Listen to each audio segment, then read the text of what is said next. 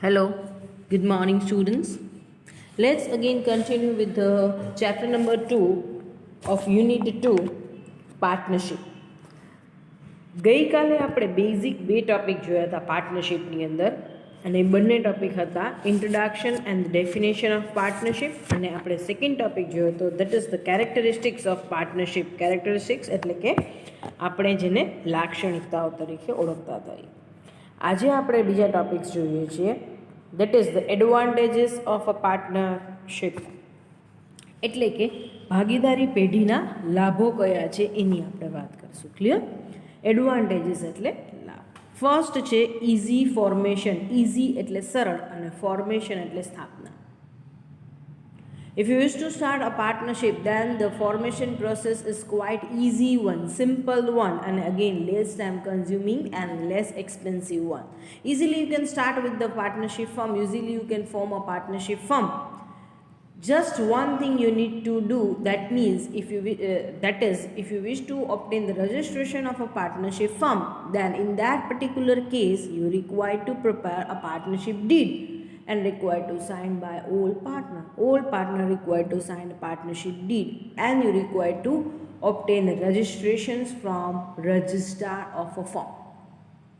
This is the quite simple process. Only the single document that you have to prepare, that is the partnership deed.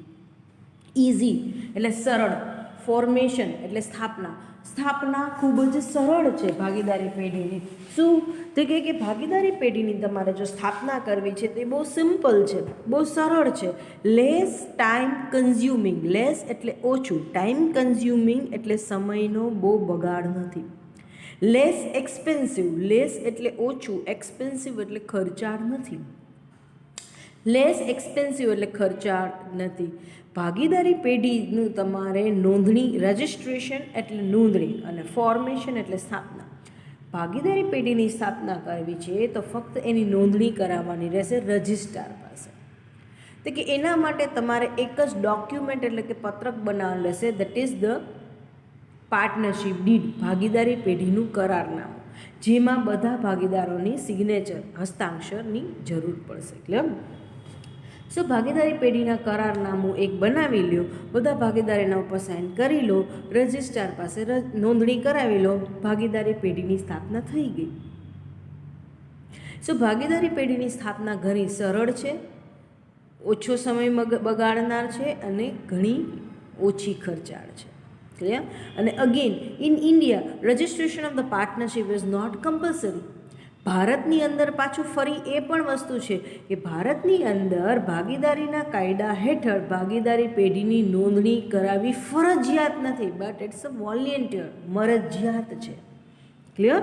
So easy formation with the simple process you can start with the partnership firm. ખૂબ જ સરળ પદ્ધતિથી ભાગીદારી પેઢીની સ્થાપના કરી શકાય છે. Better financial resources. ફાઇનાન્શિયલ એટલે નાણાકીય, રિસોર્સિસ એટલે પરિબળો. ખૂબ જ સારા પ્રમાણમાં નાણાકીય પરિબળો ઊભા કરી શકાય છે. Because here each partner is responsible to bring the capital. હરેક ભાગીદાર મૂડી લઈ આવવા માટે અહીંયા જવાબદાર છે. So more the number of the partners are there, more would be the higher would be the capital, higher shall be the capital you can generate. So જેટલા વધારેમાં વધારે ભાગીદારો હશે એટલી વધારેમાં વધારે મૂડી ઊભી કરી શકાશે. So as compare to the sole proprietorship in a partnership form of the organization you can generate the high amount of capital. એકાંકી પેઢીની કમ્પેરિઝનમાં, એકાંકી પેઢીની ગણતરીમાં ભાગીદારી પેઢીમાં વધારે મૂડી ઊભી કરી શકાય છે, કારણ કે એકાંકી પેઢીમાં એક જ માલિક જે છે વ્યક્તિ એ જ મૂડી લઈ આવવા જવાબદાર છે, એના દ્વારા જ મૂડી આવે છે, એટલે મૂડી પ્રમાણમાં ઓછી આવે છે. જ્યારે અહીંયા જેટલા પણ ભાગીદારો છે હરેક ભાગીદાર મૂડી લઈ આવવા માટે જવાબદાર છે, એટલે પ્રમાણમાં મૂડીનું પ્રમાણ વધારે છે, પ્રમાણમાં મૂડી વધારે ઊભી થાય છે. Prompt and correct decision. Prompt એટલે ઝડપથી અને કરેક્ટ એટલે બહુ સહી ડિસિઝન, સાચું ડિસિઝન. સો અહીંયા શું કહેવામાં આવે છે કે in a partnership firm number of the partners are limited one. So whenever you require to take the decisions, all the partners come together and they consult each other and arrive at the concrete decisions. ભાગીદારી પેઢીમાં બહુ limited ભાગીદારો હોય છે, એટલે ઝડપથી કોઈ પણ ડિસિઝન્સ લેવાય છે. જ્યારે પણ કોઈ નિર્ણય લેવાની વાત થાય કે તરત જ બધા ભેગા મળી અને નિર્ણય લઈ લે છે, એકબીજાને સહમતિ સાથે નિર્ણય લઈ લે છે. કન્સલ્ટ એટલે સહમત થવું, એકબીજાની સહમતિથી તરત નિર્ણય લઈ લે છે. હા, ભાગીદારી પેઢીનો બીજો એ શું ફાયદો છે કે in a sole proprietorship, single owner is responsible to take the decision. So he always take the decision according to his understanding. એકાંકી પેઢીમાં શું થશે કે એક જ વ્યક્તિ નિર્ણય લેવા માટે જવાબદાર છે, તો એની જે બુદ્ધિ હશે, એની જે વિચારસરણી હશે, એના ઉપર એ નિર્ણય લેશે. જ્યારે ભાગીદારી પેઢીમાં શું હશે, more number of the partners are there, વધારે ભાગીદારો હશે, એટલે એકબીજા ભાગીદારો છે બધા લોકો છે, તો બધા લોકો they are able to generate the more alternative. બધા લોકો ભેગા થઈ વધારે વિકલ્પો ઊભા કરી શકશે, એ વિકલ્પોને પાછા એની યોગ્યતા પણ તપાસી શકશે. એટલે ડિસિઝન શું આવશે, ઝડપથી પણ આવશે અને સારું આવશે. Clear? So prompt and the correct business decisions. Clear? ઘણું સરસ, સાચું અને ઝડપથી ભાગીદારી પેઢીમાં નિર્ણય લેવાશે.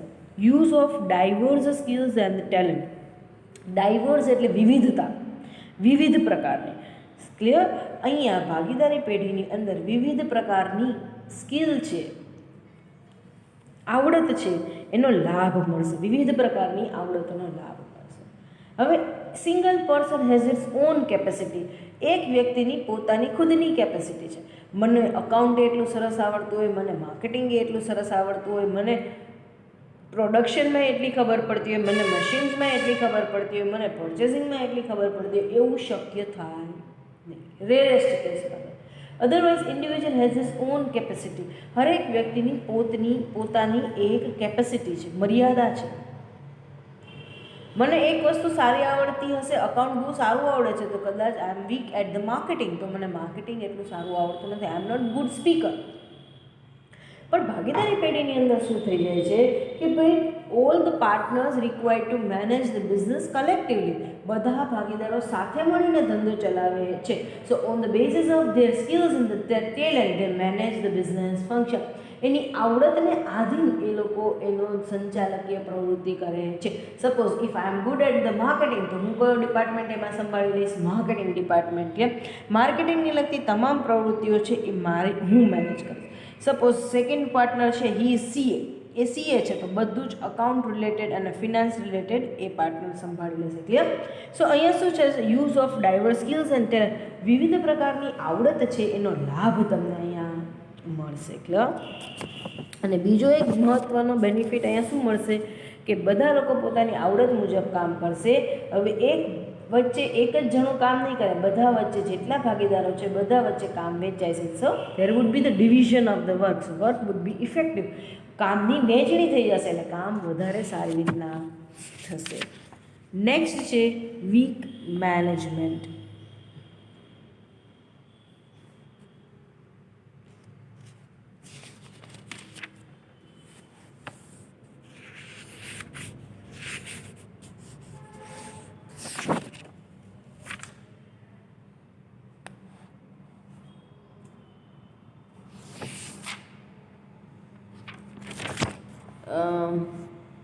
સોરી, અહીંયા ભૂલથી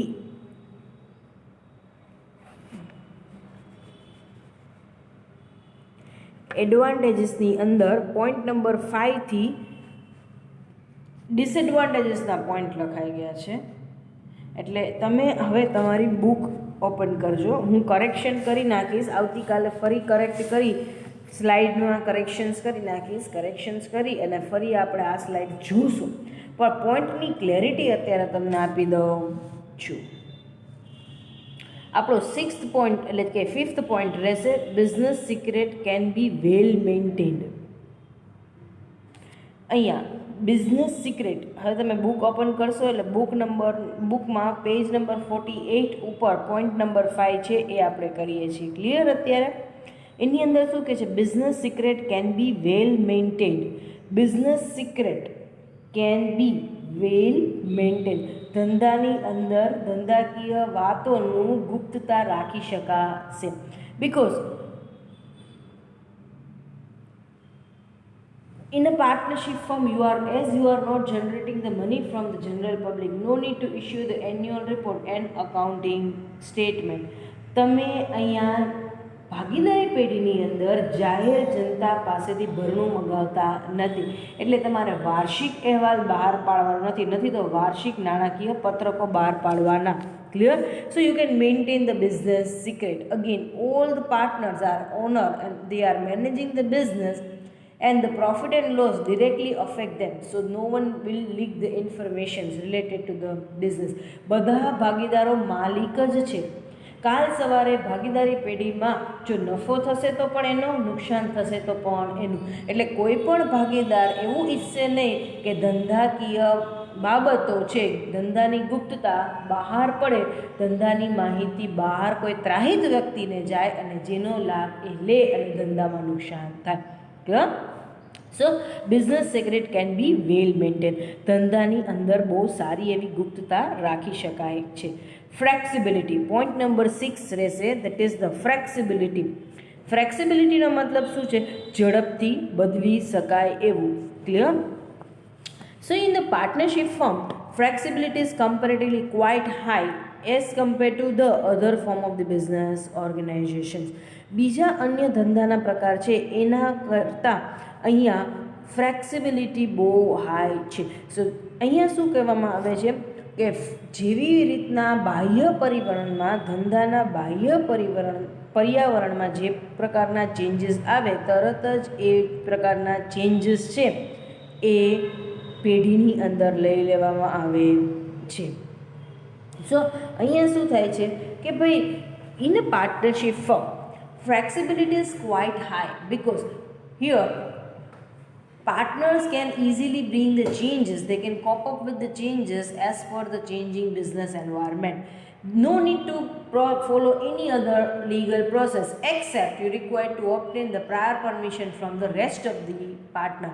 ભાગીદારી પેઢીની અંદર જે કોઈ બાહ્ય પરિવર્તનમાં પરિવર્તન આવે છે, ઝડપથી અમલમાં મૂકી શકાય છે, કારણ કે એમાં કોઈ પ્રકારનો બદલાવ કરવો છે, સિસ્ટમની અંદર કોઈ બદલાવ કરવો છે, કોઈ પણ પ્રકારના ધંધાકીય સંચાલનમાં કોઈ બદલાવ કરવો છે, તો આની અંદર કોઈ બીજી પ્રોસેસ છે નહીં, કાયદાકીય બીજી કોઈ પ્રોસેસ ફોલો કરવાની નથી. ખાલી એક જ વસ્તુ કરવાની છે.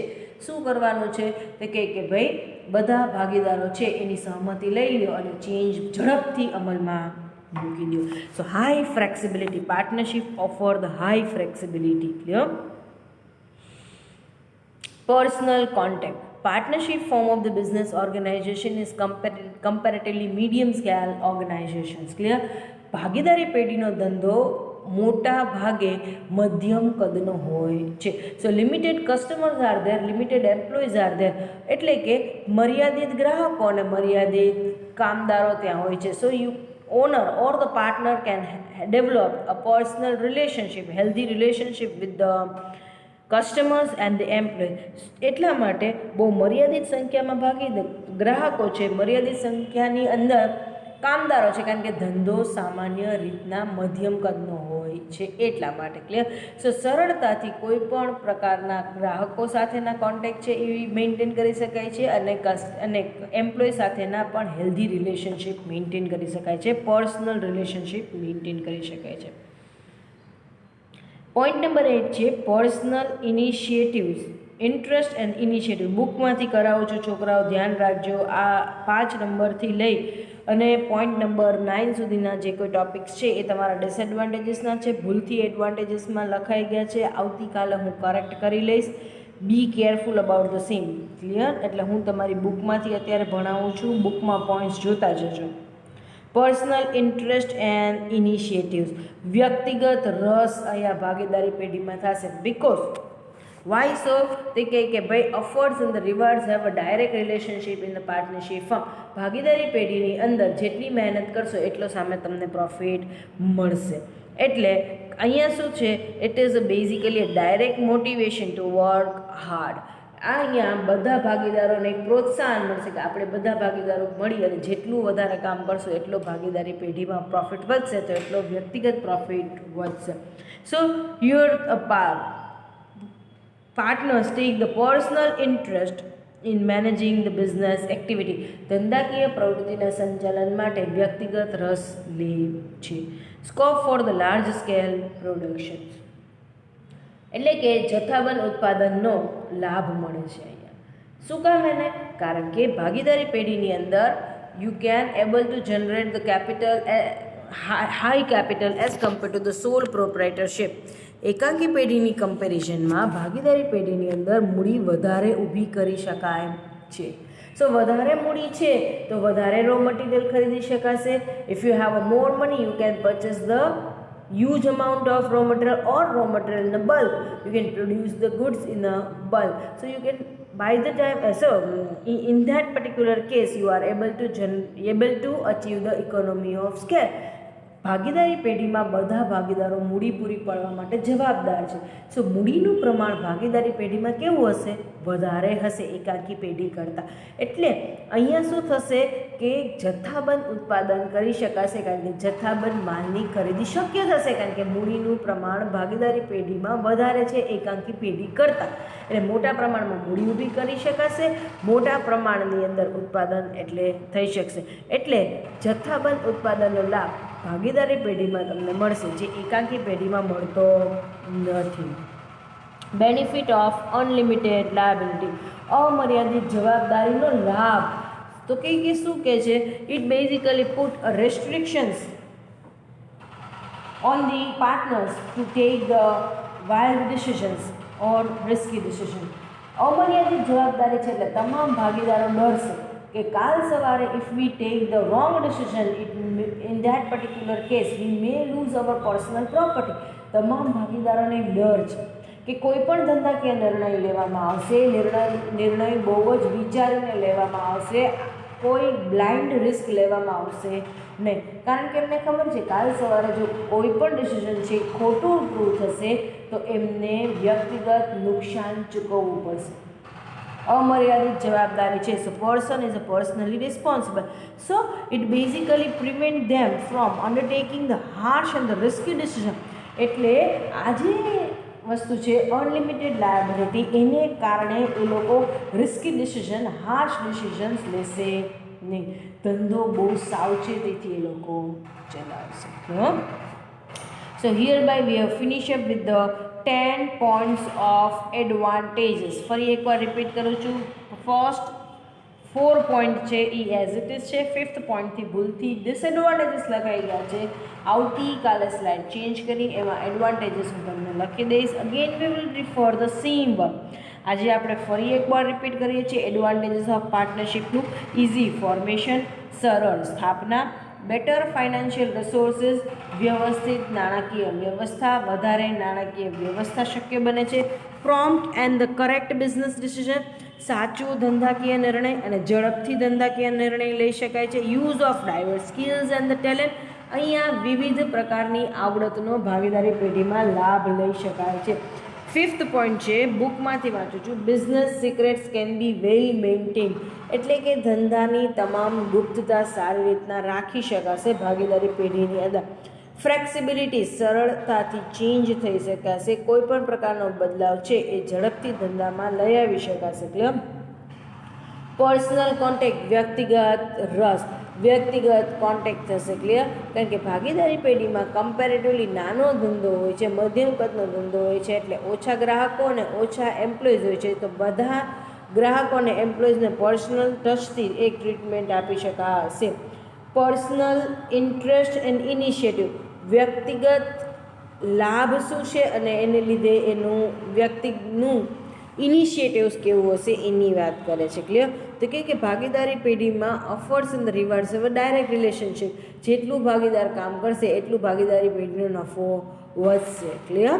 એટલે આ એક પ્રોત્સાહન પૂરું પાડે છે. નફો છે એક પ્રોત્સાહન પૂરું પાડે છે, એટલે એ લોકો વધારે કમાવા માટે પ્રવૃત્તિઓ કરશે. Scope for a large scale production, જથ્થાબંધ ઉત્પાદનનો લાભ અહીં ભાગીદારી પેઢીમાં મળે છે, જે એકાંકી પેઢીમાં મળતો નથી. બેનિફિટ ઓફ અનલિમિટેડ લાયબિલિટી, અમર્યાદિત જવાબદારીનો લાભ. અમર્યાદિત જવાબદારી છે જેથી કરીને કોઈ પણ ભાગીદાર કોઈ પણ નિર્ણય રિસ્કી લેશે.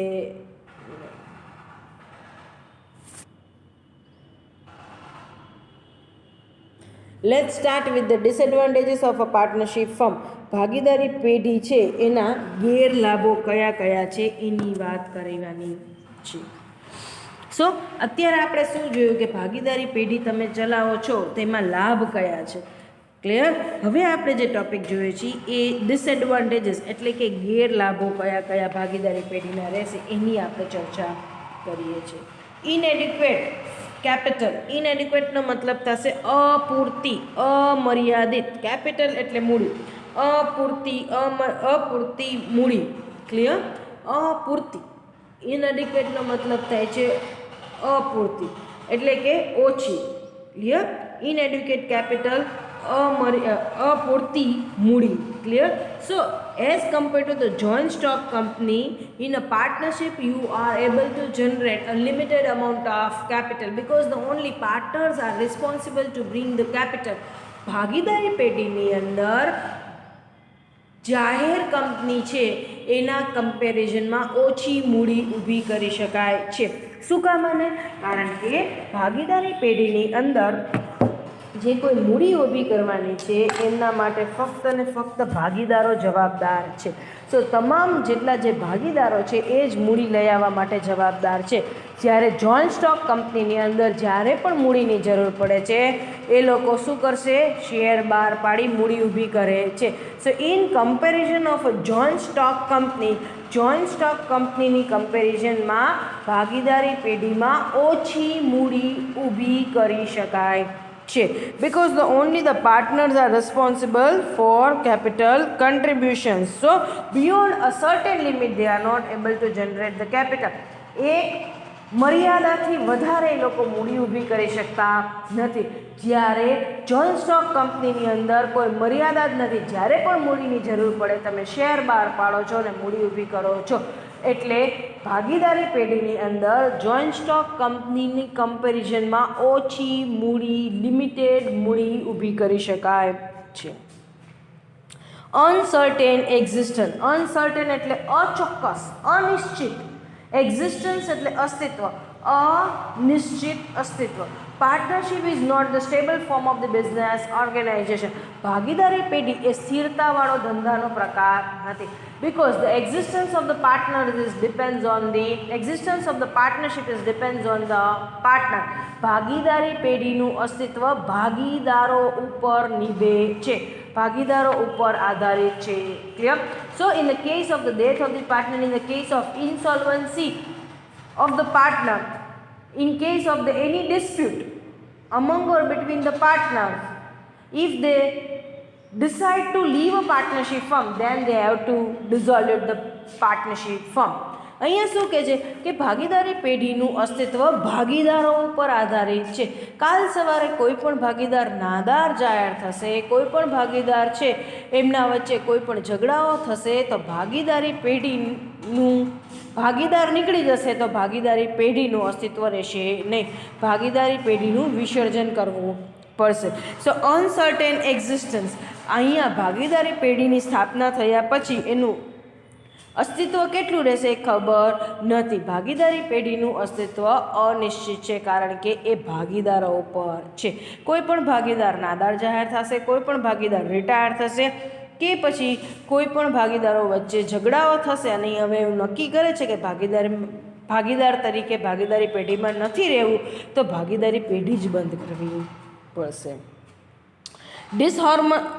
ડિસહાર્મોની અમંગેસ્ટ ધ પાર્ટનર. ડિસહાર્મોનીનો મતલબ છે સુમેળ ન હોવો, બધા ભાગીદારો વચ્ચે સુમેળ ન થવો, clear. It is quite obvious that the success of any businesses depends on the cooperation and the coordination among all the people. બધા લોકોનો એ બહુ ચોક્કસ વસ્તુ છે, સમજાય એવી જ વસ્તુ છે કે તમામ પ્રકારનો ધંધો છે કે ધંધાકીય પ્રવૃત્તિ છે એની સક્સેસ એના ઉપર ડિપેન્ડ છે કે જેટલા પણ લોકો છે એ લોકો બધા એકબીજાને કોઓર્ડિનેટ કરી સહકારથી રહી અને કામ કરે તો જ ધંધો આગળ વધી શકશે, clear. So the success of the business is solely depends on the coordination and the cooperation among the partners. So ભાગીદારી પેઢી છે એની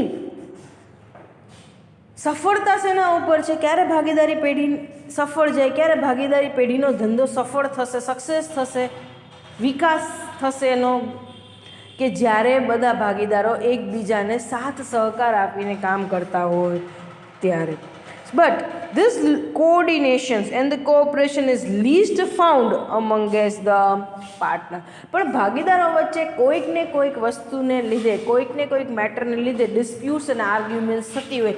સો you found the least cooperations and the coordination among the partner. ભાગીદારો વચ્ચે કોઈ પણ વસ્તુને લઈને મતભેદ, ડિફરન્સ ઓફ ઓપિનિયન આવતા જ હોય છે, મતભેદ થતા જ હોય છે. સો આ વસ્તુ આપણને બહુ ત્યાં જોવા મળતી નથી. વીક મેનેજમેન્ટ, ક્લિયર, નબળું સંચાલન. In a partnership firm capital is limited one. ભાગીદારી પેઢીની અંદર મૂડી છે એ બહુ મર્યાદિત છે.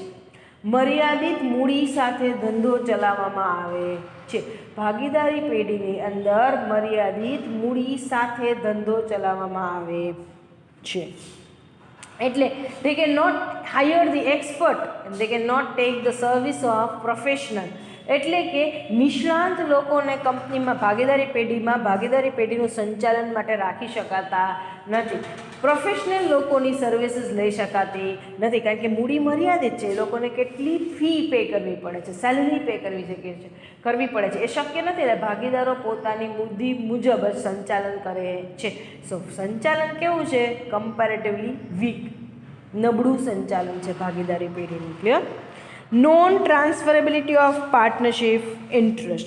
અહીંયા શું કહે છે કે કાલ સવારે કોઈ પણ ભાગીદારને નીકળવું છે અને એની જગ્યાએ કોઈ અન્ય ભાગીદારને જોડાવવું છે, તો in that particular case they require to obtain the prior permission from the rest of the partner. With the consent of all other partner, new partner can be admitted. અહીંયા શું થશે?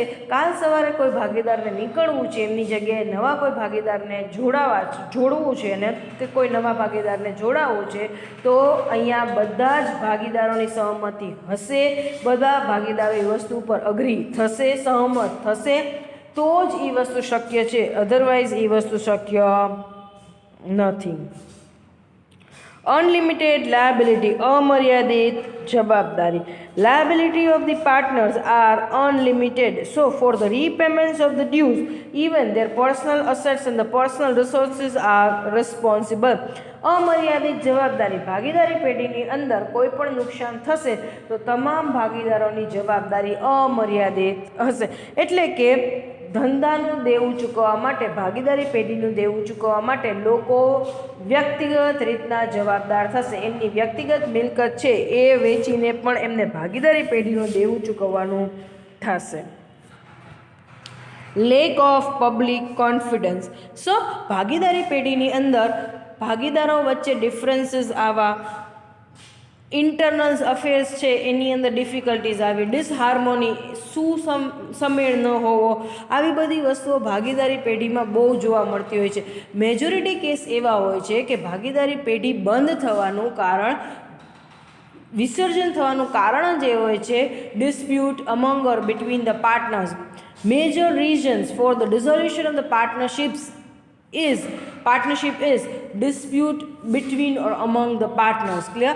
જેટલી પણ ભાગીદારી પેઢીઓનું વિસર્જન થાય છે એમાંથી મેજર વિસર્જન એવા હશે, મહત્તમ વિસર્જન એવા હશે કે જેની પાછળનું કારણ એ હશે કે ભાગીદારો વચ્ચે ઝઘડો થયો, ભાગીદારો વચ્ચે ડિફરન્સ ઓફ ઓપિનિયન આવ્યા, ભાગીદારોને હવે એકબીજા સાથે કામ કરવું નથી. સો લેક ઓફ પબ્લિક કોન્ફિડન્સ. કાલ સવારે જાહેર જનતા ભાગીદારી પેઢીમાં પૈસા રોકશે નહીં, એનો વિશ્વાસ ભાગીદારી પેઢીમાં ઓછો હશે. એની જગ્યાએ શું કરશે? શેર ખરીદશે કોઈ પણ કંપનીના, કારણ કે કંપની ગમે ત્યારે બંધ થઈ જતી નથી એટલા માટે.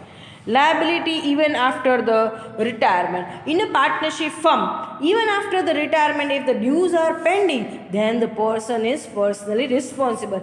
ભાગીદારી પેઢીમાંથી રિટાયર થઈ ગયા પછી પણ જો એના ભાગના કોઈ પણ ચૂકવવાના દેવા બાકી હશે તો એ ભાગીદારી પેઢીને રિટાયર થઈ ગયા પછી પણ જવાબદાર રહેશે. Clear? So hereby we have finished up with the two topics, that is the advantages and the disadvantages of a partnership firm. આપણે ભાગીદારી પેઢીની અંદર 4 ટોપિક ટોટલ જોઈ લીધા છે. પહેલો ટોપિક હતો introduction and definition of partnership, characteristics of partnership. પછી આપણે જોયું advantages and the disadvantages of partnership. 4 topic આપણે જોઈ લીધા છે. આવતીકાલે આપણે બીજા બધા ટોપિક્સ લેશું. That is the types of partner, types of partnership, formation of partnership and dissolution of partnership. આવતીકાલના લેક્ચરની અંદર આપણે બીજા ફર્ધર ટોપિક્સ જોશું. એટલે કે નેક્સ્ટ હવે જ્યારે આપણો લેક્ચર આવશે ત્યારે આપણે ફર્ધર બીજા ટોપિક્સ છે એ કન્ટિન્યુ કરશું. ક્લિયર? આ 4 ટોપિક પતી જાય then after will finish up with the unit 2. આ 4 ટોપિક પતે એટલે ભાગીદારી પેઢી પર પતી જશે, એટલે તમારા 2 યુનિટ અહીંયા કમ્પ્લીટ થઈ જશે. થર્ડ યુનિટ છે એ આપણે પછી સ્ટાર્ટ કરશું. ક્લિયર? સો ભાગીદારી પેઢીની અંદર અત્યારે આપણે 4 ટોપિક કરેલા છે. આવતા વખતના નેક્સ્ટ સેશનની અંદર એડવાન્ટેજીસના પોઈન્ટ સ્લાઇડ્સમાં અમુક ખોટા લખાણા છે, ડિસએડવાન્ટેજીસના લખાણા છે 4th પોઈન્ટ પછી. તો એ તમે કરેક્ટ કરી લેજો. હું પણ સ્લાઇડ્સ પાછી કરેક્ટ કરી અને ફરી એકવાર મૂકી દઈશ. ક્લિયર? સો આજે આપણે અહીંયા લેક્ચર કમ્પ્લીટ કરી દઈશું. So today here by we are finishing with the chapter, finish up with the finish up with the topic that is advantages and disadvantages. આજે આપણે 2 ટોપિક ફિનિશ કરી દીધા છે, advantages and disadvantages of partnership firm. તમને અહીંયા જો કોઈ confusion છે, the students who are coming from the Gujarati medium, if you are facing any issues related to the concept clarity, then you are requested to refer textbook of 11th and 12th. તમારી 11મા ધોરણ અને 12મા ધોરણની text book તમે ગુજરાતીમાં એકવાર refer કરી લેજો. You get the clarity on the concept. Thank you so much.